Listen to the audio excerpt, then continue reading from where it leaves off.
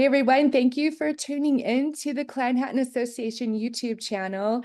And I have a gentleman here that I have worked with over the years in other organizations who I wanted to introduce you to. And this is Dr. Simon Gilmore of the Society of Antiquaries there in Scotland. And a very important person and somebody we should all know. We should all know about the Society of Antiquaries, who does an important work that interests, I feel like, all of us for sure, and hopefully everyone who has an interest in Scottish heritage and artifacts and history and genealogy. Simon, welcome, and thank you for agreeing to join me here today. I greatly appreciate your time. No problem at all, Cindy. Thank you very much for having me. It's great. Absolutely. And I just thought that, you could kind of talk with our members and let them know a little bit about your role and what the society does and make them aware and maybe perhaps how they can get involved in your work. Absolutely. Yeah, that would be brilliant. Yes, thank you very much. Well, as you say, we are the Society of Antiquaries of Scotland. We were set up in 1780 and we were awarded a royal charter in 1783. And nowadays we're a charitable membership organisation, and anyone can become a member of the society as long as you've got an interest in Scotland's past. And I suspect that most of your friends and colleagues would certainly do, given their interest in clans in Scotland. So we currently do a whole range of things, activities and so on. So if I just list them very quickly, we hold events, we hold lectures, we hold conferences, we have lectures every month. And these are open to everyone to join in across the globe, because we make them available online, free to view as well. So they're online live, and you can contribute, you can question, you can ask questions and so on online, and then they're recorded, and you can watch your entire back catalogue of literally hundreds of lectures about Scotland's past by experts in the field. And the field is incredibly broad, because we're an antiquarian society. We do everything from heraldry, genealogy, archaeology, history, art architecture, conservation, preservation. All these sorts of areas are of interest to us as an antiquarian society. So the other thing that we do is publish books, which are also available on our website. Our website, by the way, has all the information about how to become a fellow, how to become a member. And that's at www.sockantscot.org, SOCANTSCOT.org. And if you just Google that and find us, it's got all the information you need on our website. But we publish books about Scotland's past, and we publish an annual journal called The Proceedings of the Society of Antiquaries of Scotland, and we've been publishing that since mid-19th century without fail every year. And we also publish a series of online articles, and we run two major projects here in Scotland, one called Dig It and one called Scarf. Dig It is about promoting Scottish heritage, Scottish archaeology specifically, and the other one, Scarf, the Scottish Archaeological Research Framework, is about understanding how we get to know more about Scotland's past. And so it sets up various questions that we know we need to know. So we've got experts who have contributed to tell us basically about what we already know about Scotland's past, and set up a series of questions that allow people to go in and actually answer really useful questions for this for everyone, basically. And that is the key to the society. We want the society to be producing useful information and useful knowledge that is used by everyone. In fact, our vision is that Scotland's past is for everyone to research, share, enjoy, and protect, either here in Scotland or in America, Australia, California, Canada, South America, Africa, wherever. And we've got fellows across the globe. So we have over 2,800 members across the globe. And so you'd be in, if you aren't already a fellow, and if you are, thank you very much. And hello. But if you're not, then please do consider joining us, and we can help you through that process. It's an election process because at the end of the process, you're a member of a learned society and you're able to put FSA Scot after your name as postnominals. So one of the other things that we do, and it just struck me actually when I was just saying this, that it might be of interest to you, Cindy, specifically, is that we give out grants. So we do provide money for research into Scotland's past, and there's an affiliated organisation which is called the Dalrymple Donaldson Trust, and we have several fellows on that trust, and you can find out about this on our website under grants. And they provide funds specifically for church premises, and specifically for renovating or mending or conserving churches across Scotland. We do a vast range of things, and I think I've only scratched the surface there. Some of the stuff we do, and obviously we advocate for Scotland's past as well, and we would encourage as many people as possible to become members, because the larger the number of members we have, the louder the voice we can shout with in Scotland. Oh, absolutely. And I'm a terrible member because I haven't really checked in since COVID. I don't know how many of us have gone through COVID, and we just kind of like went by the wayside. And I did used to really enjoy tuning in and listening to the lectures. I need to make that part of my calendar. Let's all put that on our calendar, and I will I'll look at some things and put it on our social media and put it out there so we can all remember to take part in these, because there are experts that you have in those fields that can talk about some things that is of interest to all of us. And I feel like, being an American, and being over here in the States and doing what I do with the Scottish culture here, I feel like the Americans have a particular passion, and I don't want to, say that the rest of the world does not, but Americans have a particular passion for Scotland and Scottish history. Being that our country is not very old, I think that people are looking for where they came from. It's just a couple generations back that everyone came here.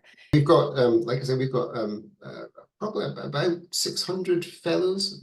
We call our members fellows, and we've got about 600 fellows in North America. Now, I think obviously there's thousands more with an interest in Scotland's past in North America. But your interest is highlighted by things like Tartan Week and Tartan Day and Scot Week in California and things like this, which are fantastic. In fact, my wife just came back from Tartan Day herself just not that long ago. And she said it was an amazing atmosphere. It was just fantastic. So I'm really keen that the society gets out there for Tartan Day next year if we possibly can, because I think it'd be great to be marching down there with the society logo and our society tartan.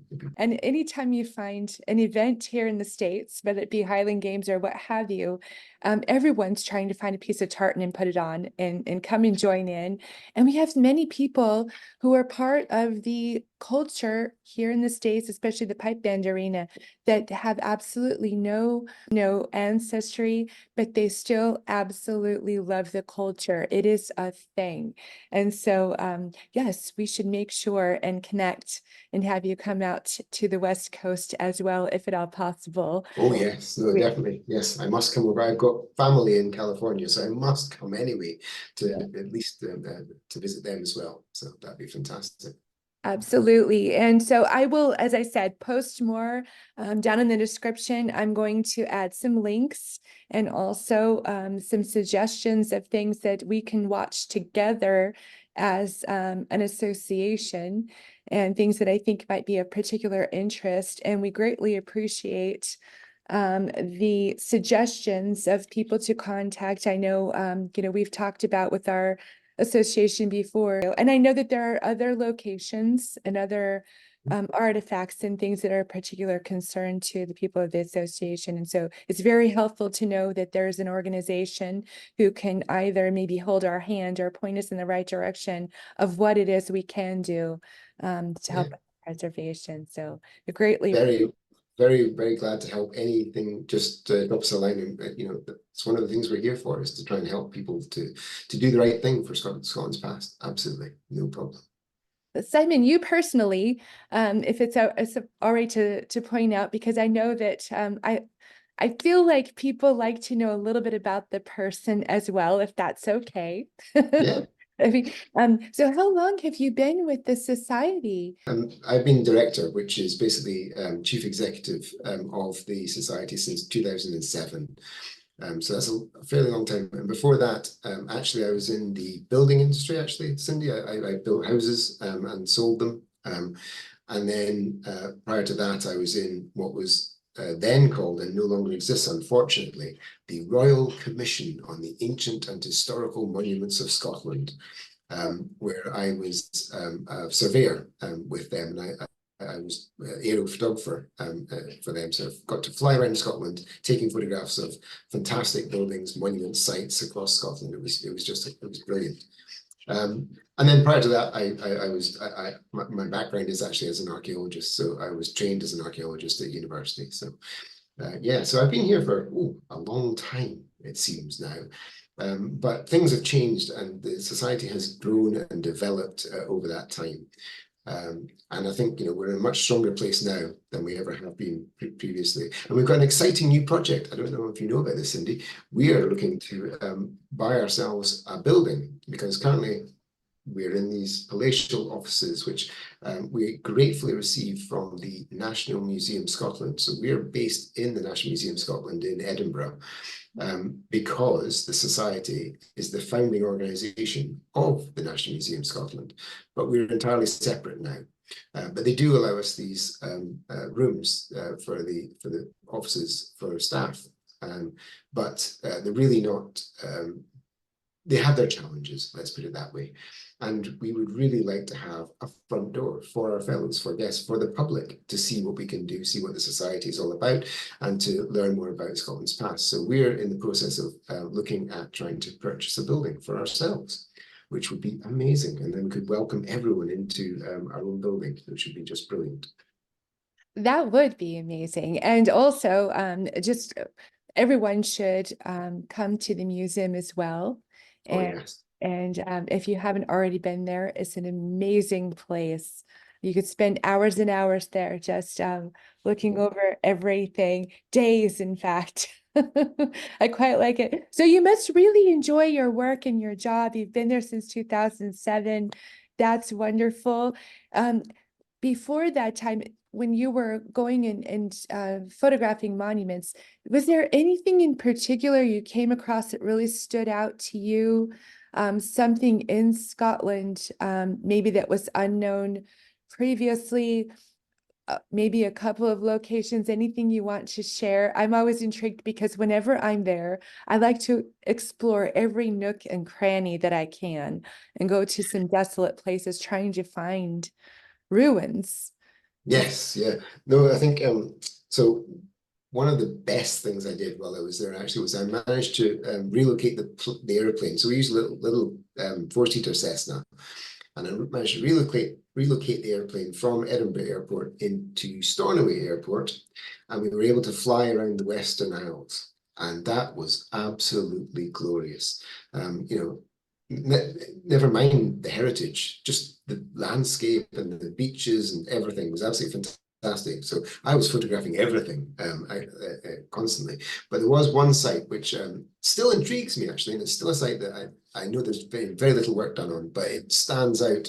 It's difficult to get to on the ground, but when you're flying over it, it just looks really incredible. It's a site called Dunmara, and it's on the west coast of Lewis.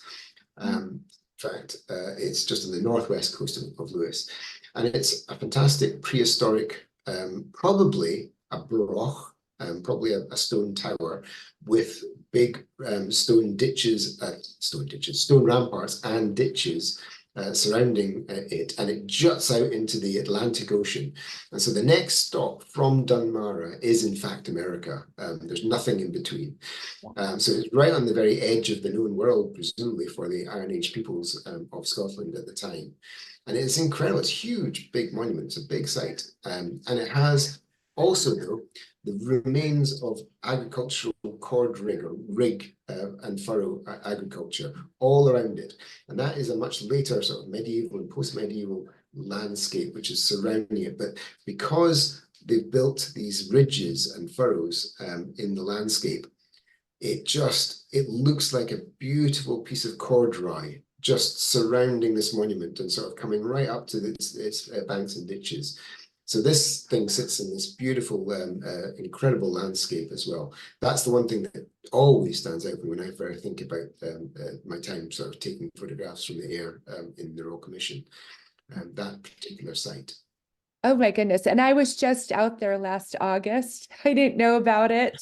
Now I want Well, to yeah, go back. it's not on the normal sort of list of sites to go and visit in the West Isles, but it's very well worth a tromp over the moors to get to it. Definitely, no doubt about that. To see it. Oh my goodness. And I don't know, I've visited some sites out in some of the islands in the Orkneys, and I'm intrigued too about what might be under the peat moss. Many times Yes, you can see formations under what must be feet and feet and feet of peat moss. And that yeah, must grow very quickly over things and overtake, especially on the West Coast. I feel like there's so much yeah, vegetation that just kind of overtakes things that were once there. And yeah. I wonder what's under the ground everywhere. Well, yeah, I mean the peat especially, as far as we can tell, it started growing probably around about the late Bronze Age, early Iron Age sort of period, roughly. So over 2,000 years ago, 3,000 years ago in some places. But it has definitely swallowed up a lot of ancient landscape. So you know the Callanish standing stones in West Yes, and West of this. yes. The very famous standing stones set out in a sort of cruciform with a stone circle in the center. Um, when they were first found, they were almost half covered in peat. So you only saw the very tips of them just standing out. When you go there now, there are these 6 foot tall monuments that you walk around, which the majority of that was totally covered in peat when it was originally found.